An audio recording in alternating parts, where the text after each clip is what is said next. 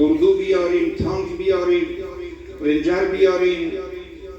نظر شما چیست؟ عرض کردم امر به خوبی و نهی از بدی رو کسی منکر نیست، اما در روش آن احتیاط لازم است.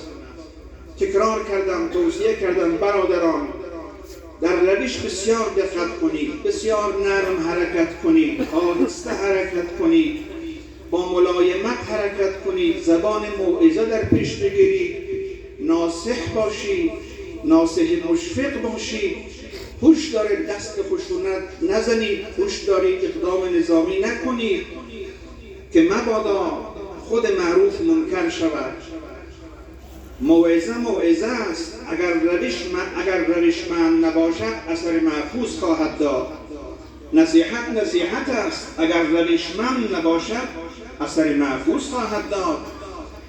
اونجا در حضورشون مثال گفتم اگر یک جوان را من در محضر عام نکوهش کنم، سرزنش کنم که چرا مثلا محاسن خود رو تراشیدی، از همونجا با من بدبین میشه، با اسلام شاید بدبین بشه.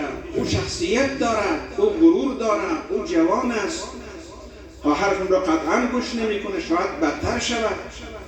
یا برم موی سری جوانی را قیچی بزنم در محضر عام که رفقایش ببیند، کوچگیهایش ببیند، همکلاسیهایش ببیند، او بدتر میشه.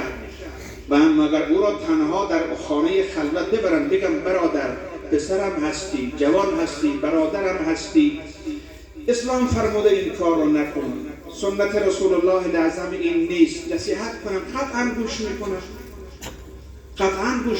روش ها مهم است. این مثال رو آوردم، بعد هم مثال تاریخی آوردم، گفتم برادران ببینید شما، خب در اسلام عزیز حرکت آهسته بوده، نرم بوده، ملایم بوده.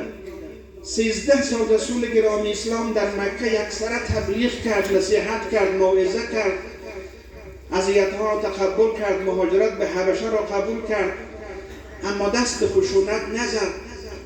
بعد 10 سال در مدینه که آمد، با اون که توان پیدا کرد، قدرت پیدا کرد، حکومت اسلامی تشکیل داد، اما باز هم روشش بسیار نرم و ملایم و با جدال احسن پیش رفت، با موعظه حسنه پیش رفت، با نصیحت رسول اللهی پیش رفت. نه تنها با مسلمانان که حتی با یهود، با 3 طایفه یهود پیمان عدم تعرض بست، پیمان دفاع مشترک از مدینه بست با بنی قریظه و بنی قنقاع و بنی نضیر، که اگر اون 3 طایفه نقض پیمان نمی‌کرد، رسول اکرم نقض پیمان نمی‌کرد. رسول اکرم با 3 طایفه یهود مسالمت آمیز رفتار کرد در مدینه، با هم گفتن از مدینه دفاع میکنیم.